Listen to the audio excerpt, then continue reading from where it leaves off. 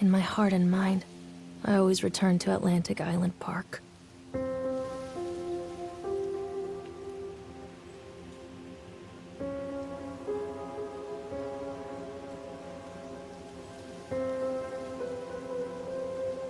Where's Mr. Bear?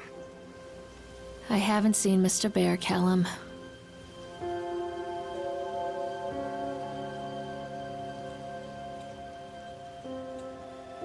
Stay in the car. I'll go and ask information.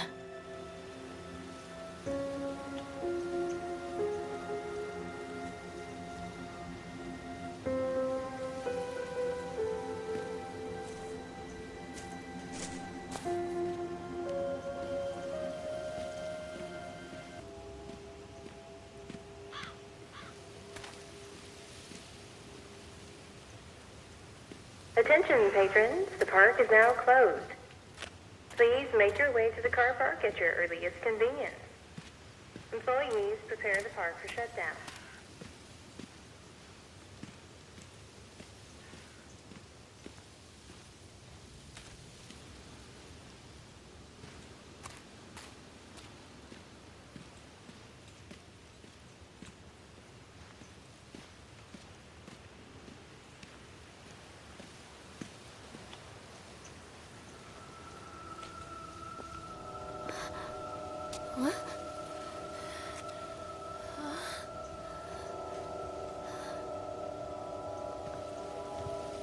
Hey, Lorraine. Lorraine! Don't blame yourself, Lorraine. People lose things all the time. Take a deep breath and think about the last place you saw your son's teddy bear. Hey, stop! I think your boy just ran into the park. I'll unlock the gates for you.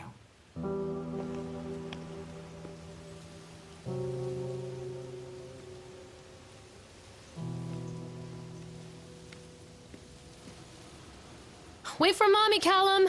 This way, Mommy. Wait up there for Mommy, Callum! Come on, Mommy.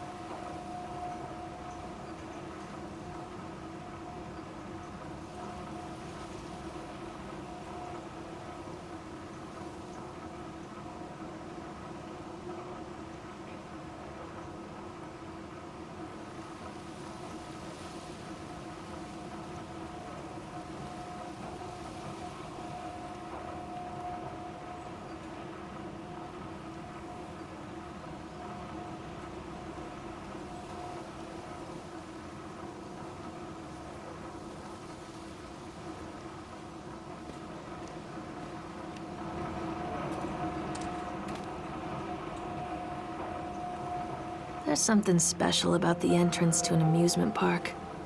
A line drawn between the real world and the world of whimsy within. On this side, the apathy of our everyday lives. And on the other, anything we might dare to dream. It's no wonder Callum ran back inside. I wouldn't want to leave either. Attention, employees. The park is now closed. Have a safe journey home.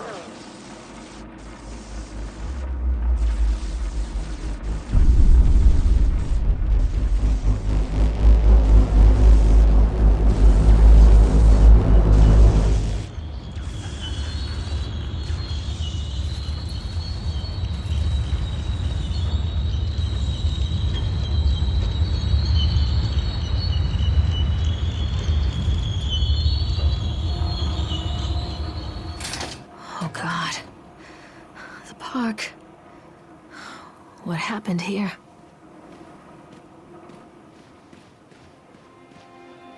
It's easy to get lost here.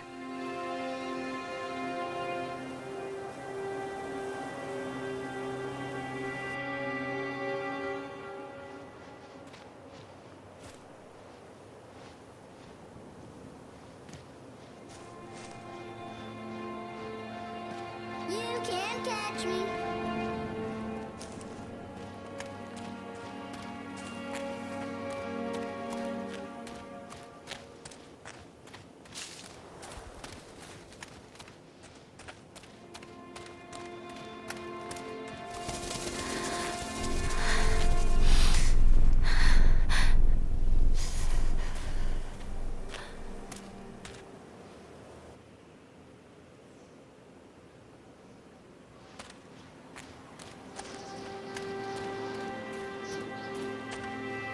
too dark. I'm not going in there without a flashlight.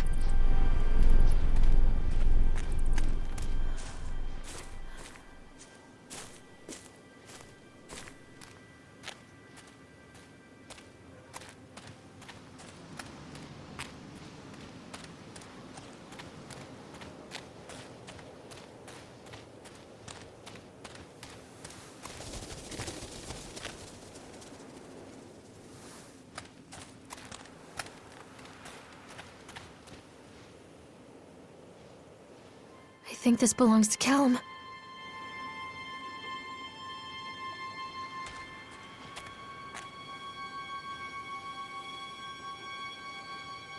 Chad the Chipmunk, huh? Just a drunk guy in a suit.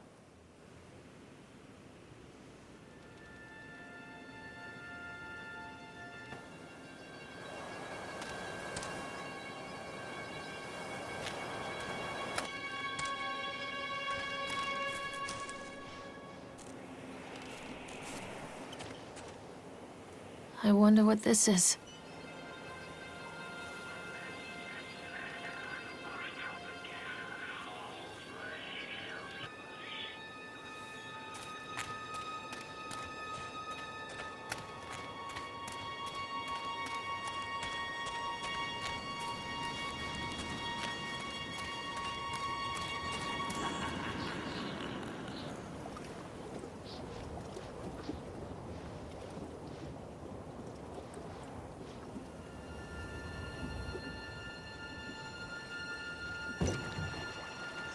Callum, stay where you are!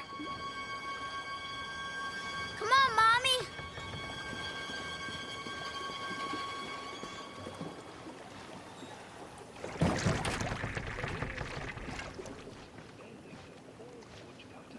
His wife and his two children.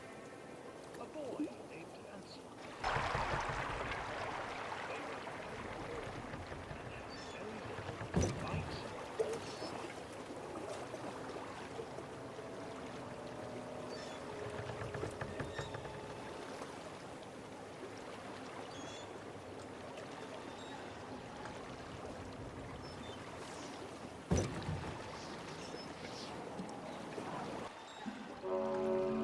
Near a great forest, there lived a poor woodcutter, his wife and his two children. A boy named Hansel and a girl named Gretel. They were very poor and had very little to bite or sup.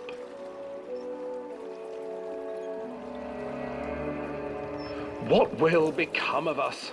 the woodcutter asked his wife one night. "I tell you what, husband, we will take the children into the thickest part of the forest tomorrow and abandon them there." "No, my wife, I cannot do that," said the man. "Then we will all four starve, you fool." Hansel and Gretel overheard their parents talking, and Gretel began to weep. "Do not fret, Gretel," Hansel said. He crept out of the hut and gathered white stones from the ground to fill his pockets.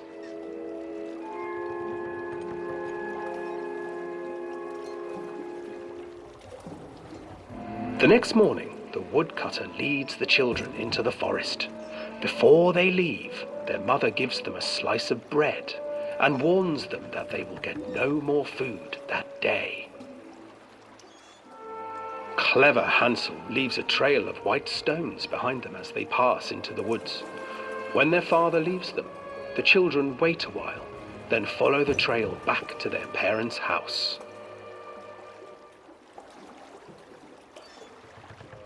After receiving a thorough scolding from their parents for getting lost in the woods, the children are sent to bed without any supper. Hansel tried to sneak out and collect more white stones, but found that the door was locked. "Tomorrow I will take them into the woods myself," the wife told the woodcutter. In the morning, their mother gave them a slice of bread and led them deep into the forest once again.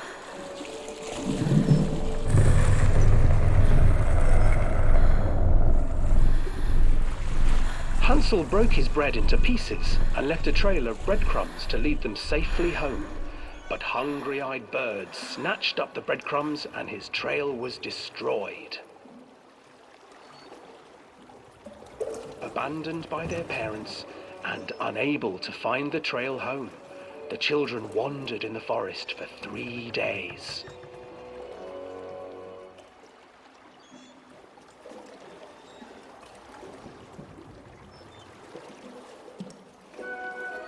The children stumbled into a clearing with an exceedingly strange house. Its walls were made of gingerbread, and its windows were panes of clear sugar. Hansel, desperately hungry, ran forward and began to nibble on the walls.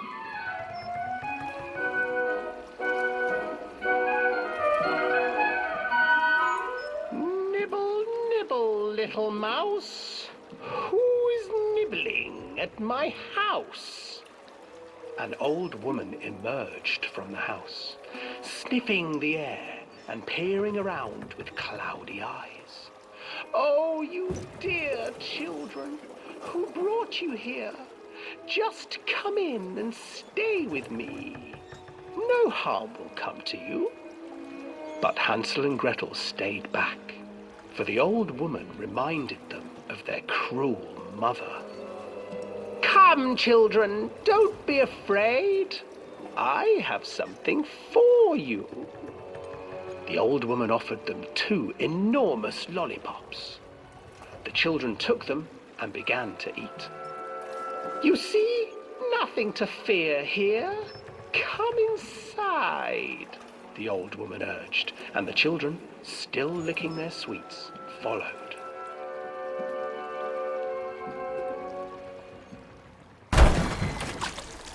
Once inside the house, the old woman changed. She stuffed Hansel into a cage and put Gretel to work, sweeping and cleaning her hut. Your brother will make a good mouthful, the old witch told Gretel. Once he is fattened up, I shall feast upon him.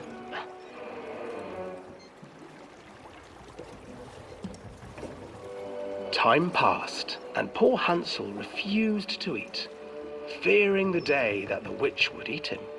The witch, for her part, grew impatient. Today I will cook and eat your brother, Gretel. Climb inside and light the oven. But Gretel pretended not to understand. I do not know how. Where is the opening? Fool, the old witch said. The opening is here. And she moved to show Gretel. Seizing her courage, brave Gretel gave the witch a shove, and the old crone tumbled forward into the oven. Gretel slid a large iron bolt over the door to the oven. Gretel freed her brother Hansel, and together they lit a fire beneath the oven. And though she screamed and begged, the children sat by the oven until her screams had stilled, and the witch was cooked.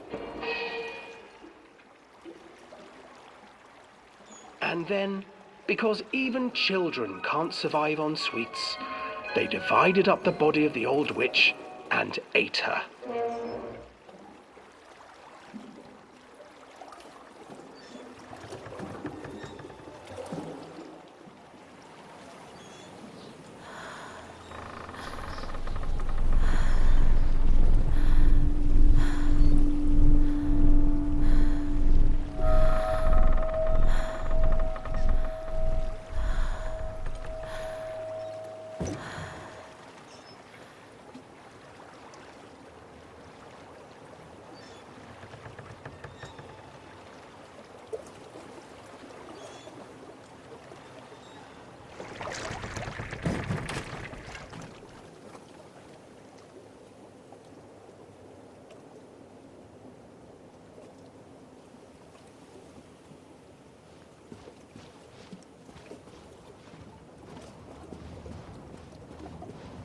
Hansel and Gretel.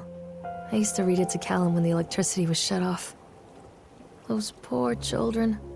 The whole world against them. The forest, the birds, the old witch. even their own parents. I used to imagine that Callum and I were the kids in that story. Not mother and son, but brother and sister, hand in hand against the unkind world. We were always hungry, looking for our own house made of candy, looking for the sweetness that could take the pain away. Hunger leads people to desperate, terrible places where the tree branches reach like claws.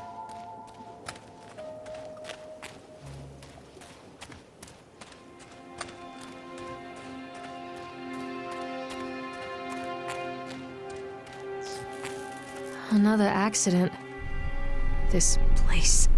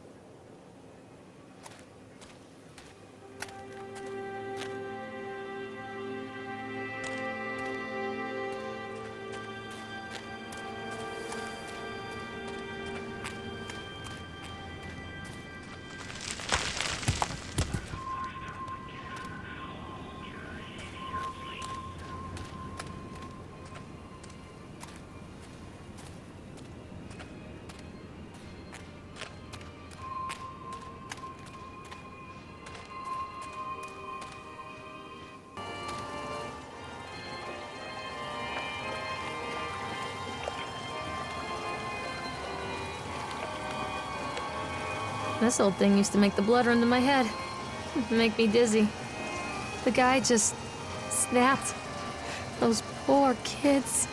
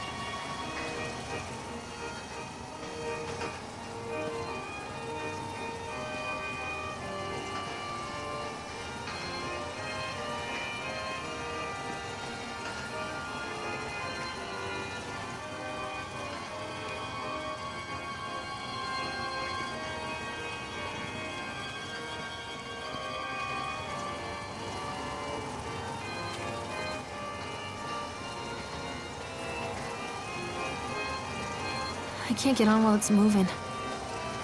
I can't get on while it's moving.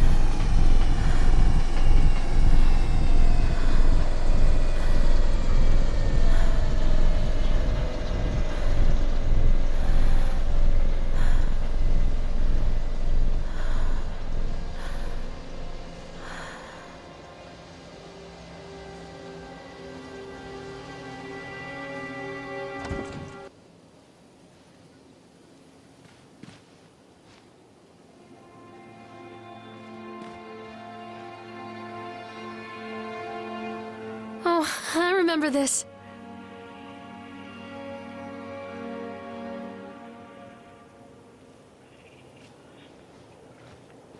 Treachery hides in thoughts.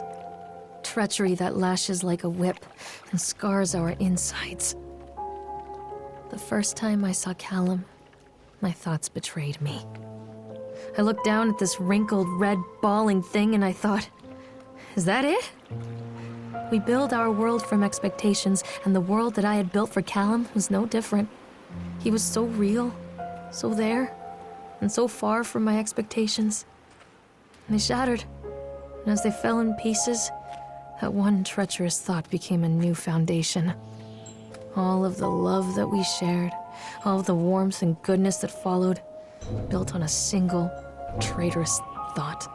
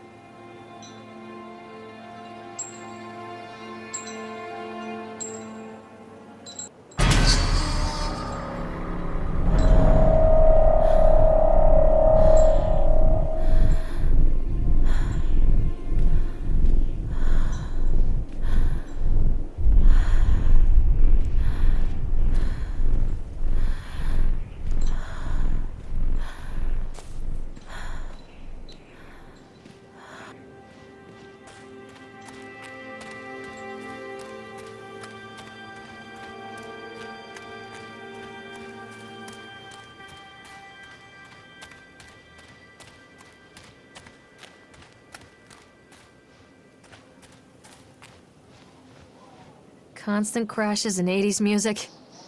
I guess it floats someone's boat.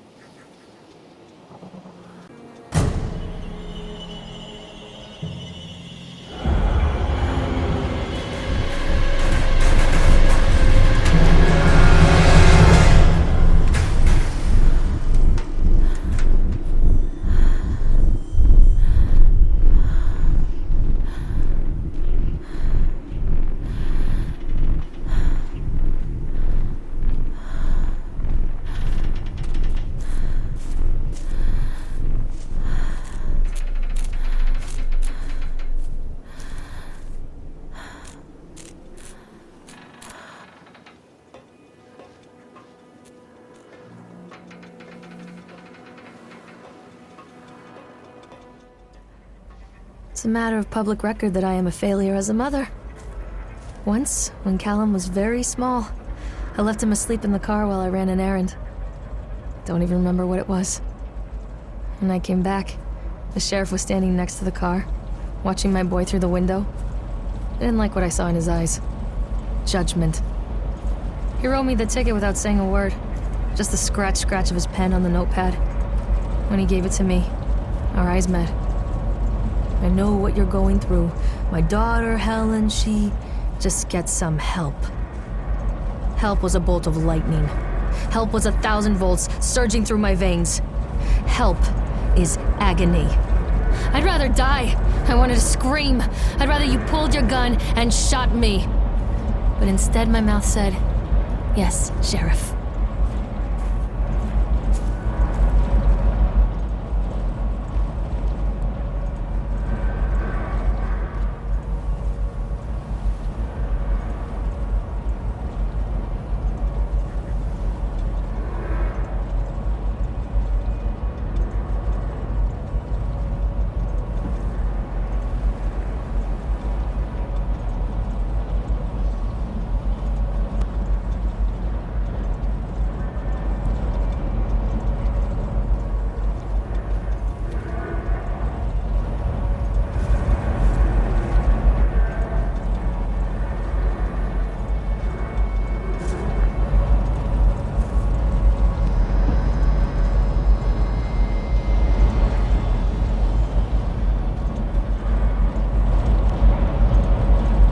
So they are going to close this place down.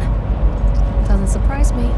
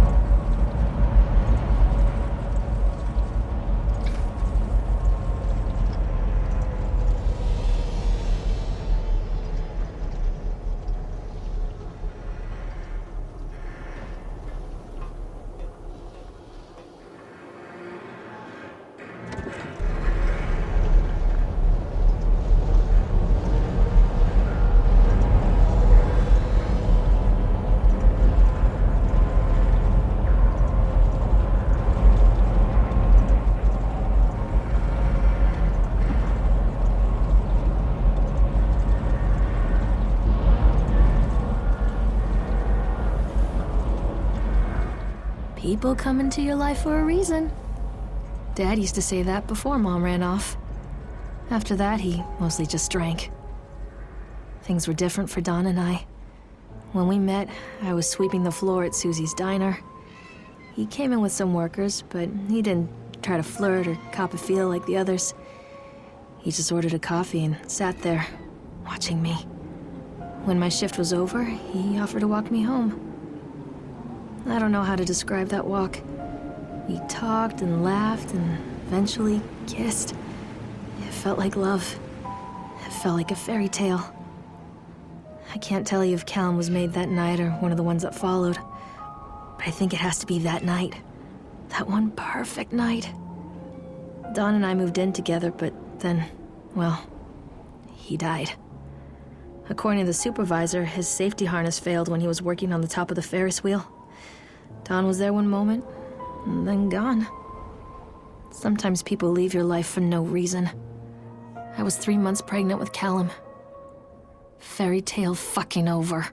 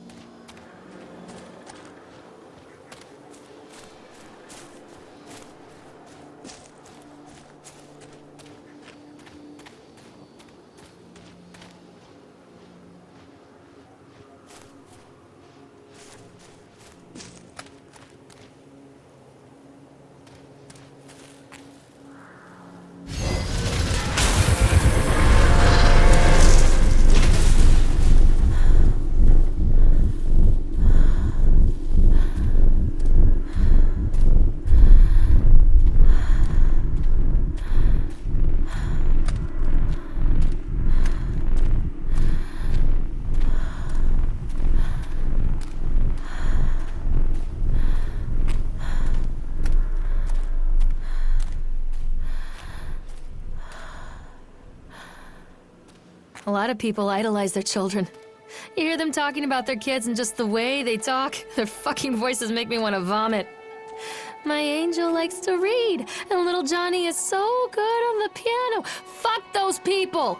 You give up 9 months of your life carrying them, you traumatize yourself giving birth to them, and then you spend the rest of your life as their slave. Wiping asses, mopping up piss, feeding them. Little life-sucking monsters who take and take and take until... we all go insane. Any parent who pretends otherwise is just dishonest. That's called choice supportive bias. I am honest. Callum really grinds my gears, and he owes me everything. Everything! It'd serve the little fuck right if I just abandoned him.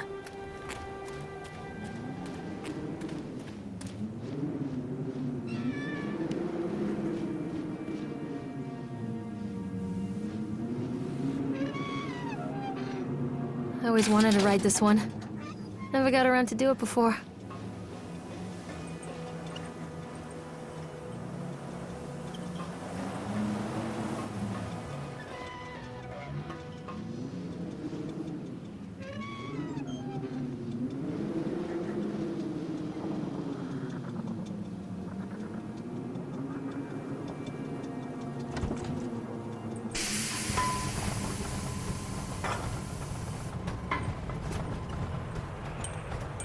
What do you want?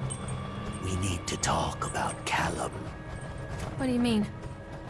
What have you done to him? That's insulting.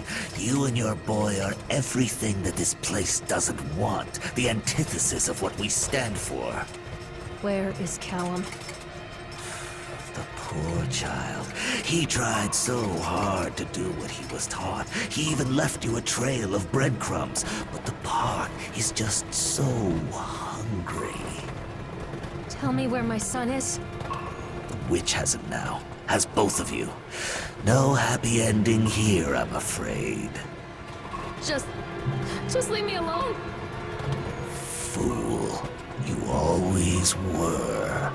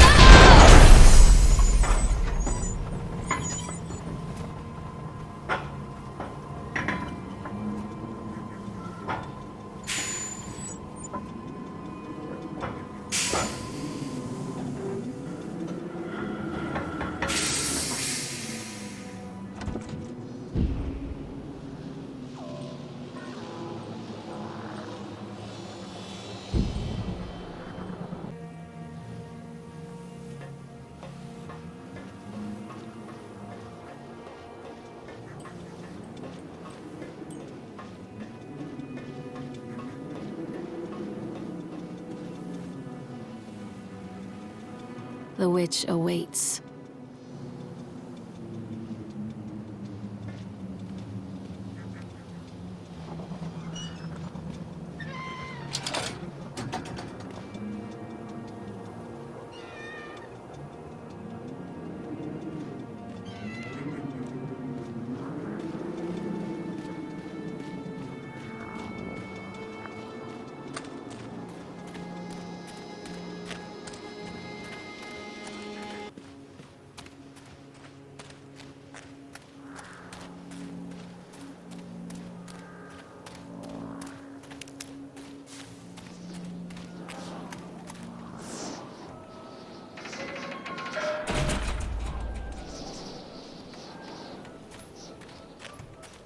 The whole town was shocked by that one. Never found out who did it.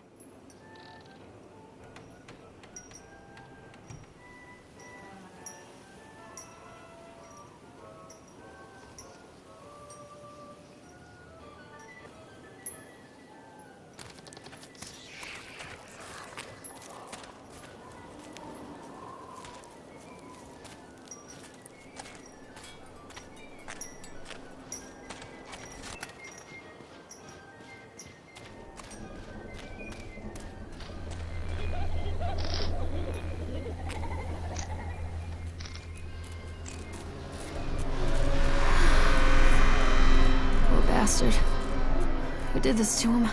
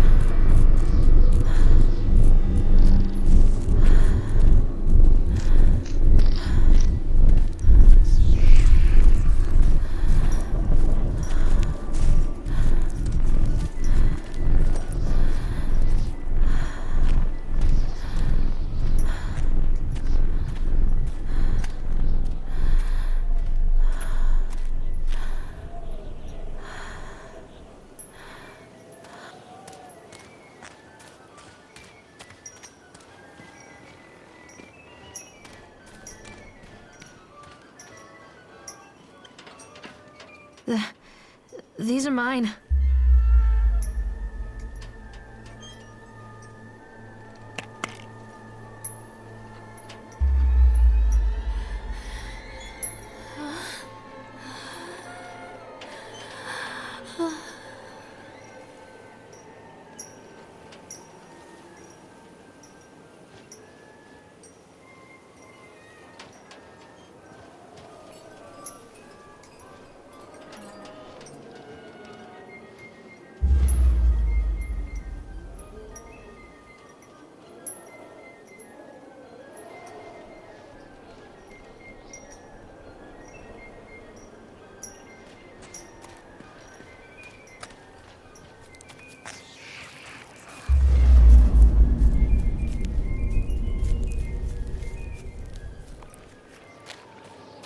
Don't touch me!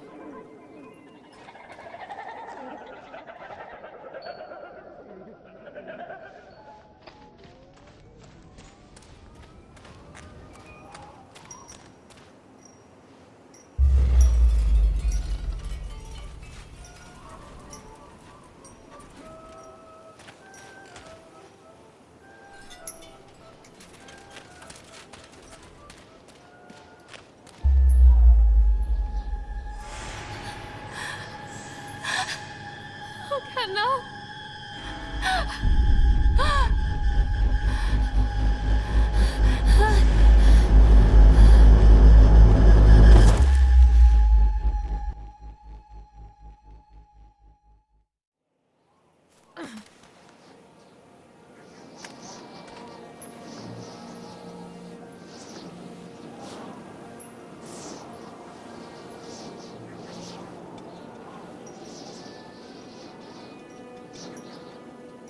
The park is a collage of contradictions all of its own.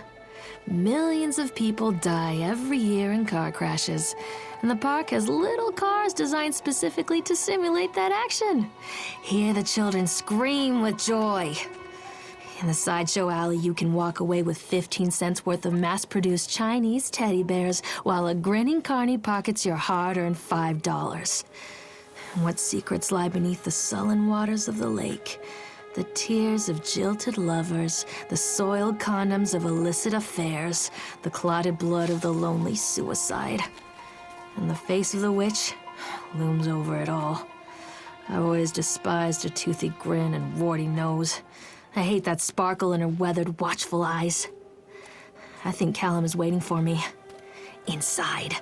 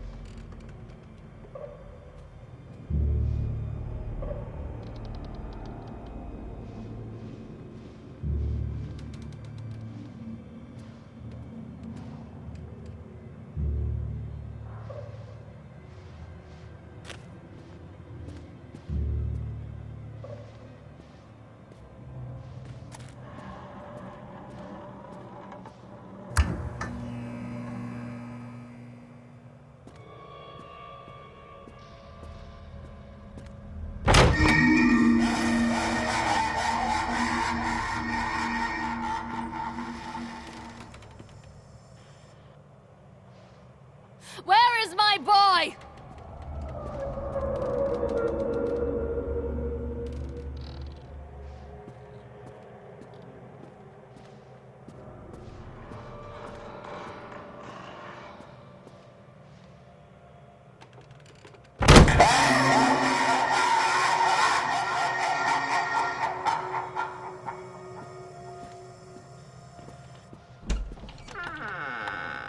Stop!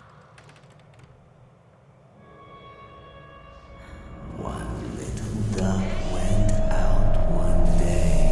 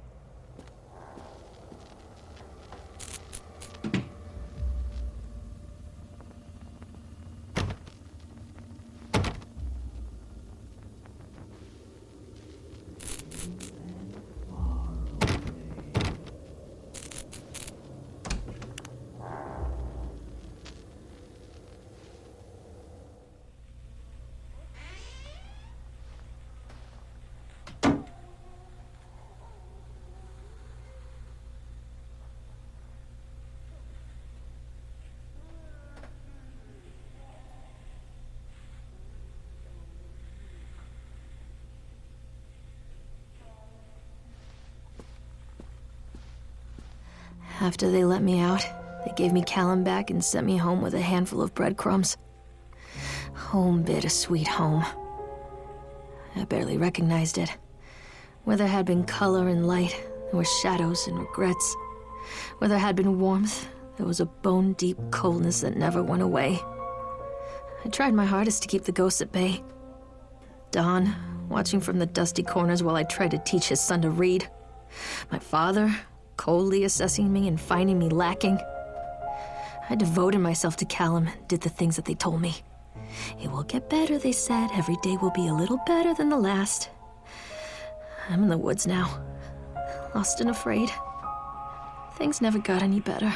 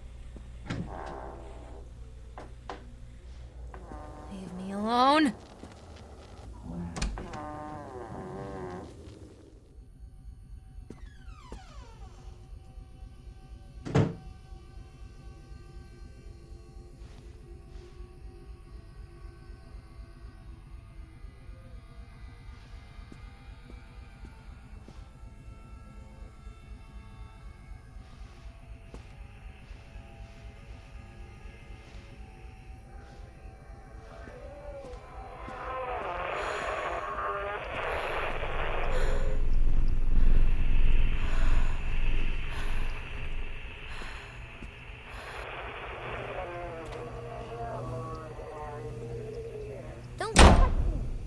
Show yourself!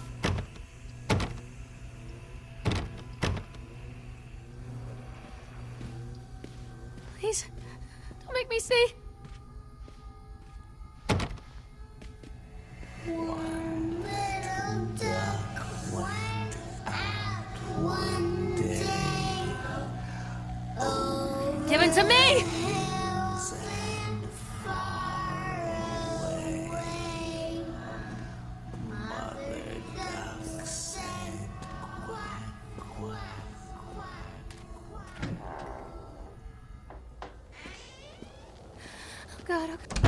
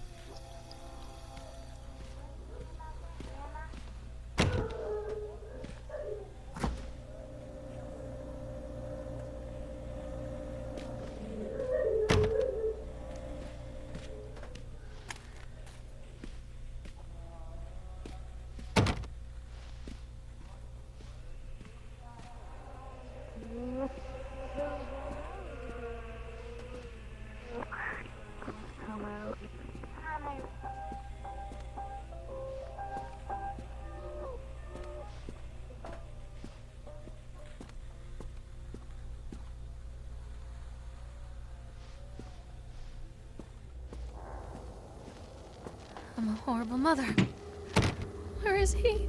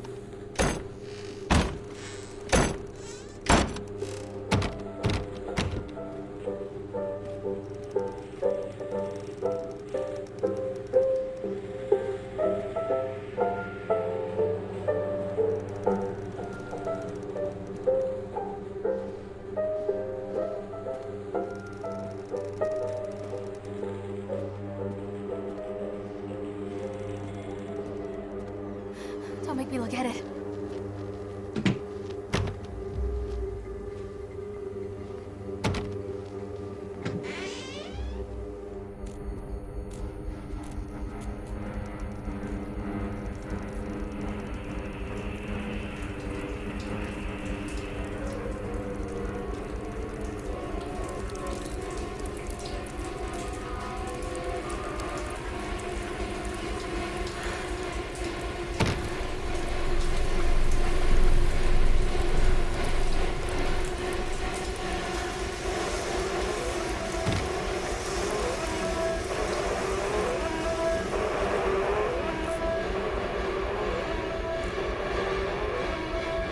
What have you done with him?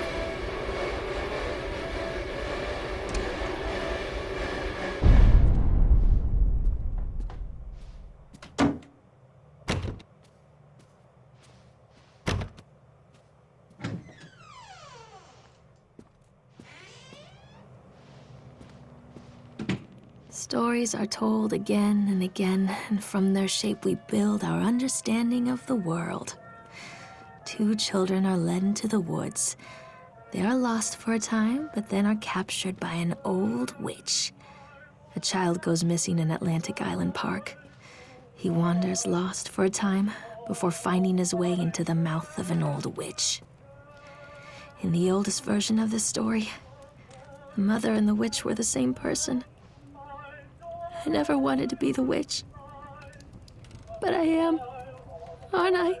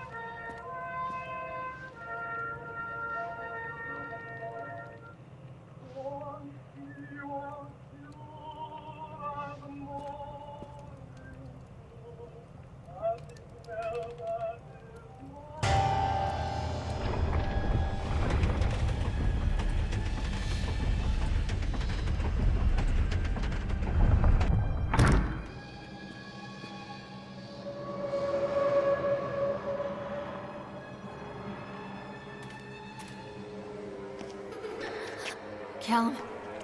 Callum!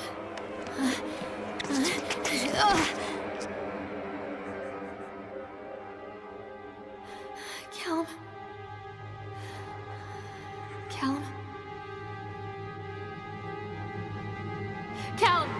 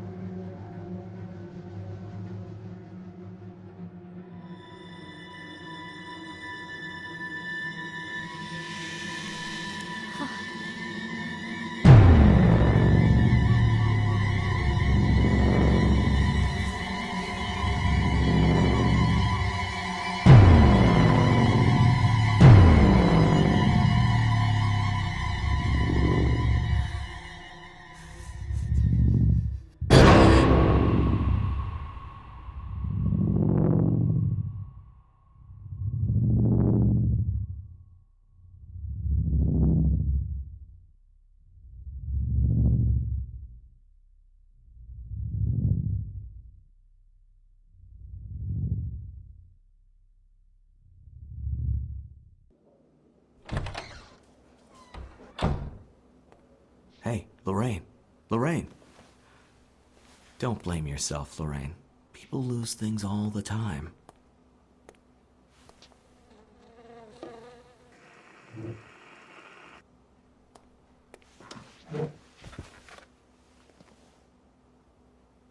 Take a deep breath and think about the last place you saw your son.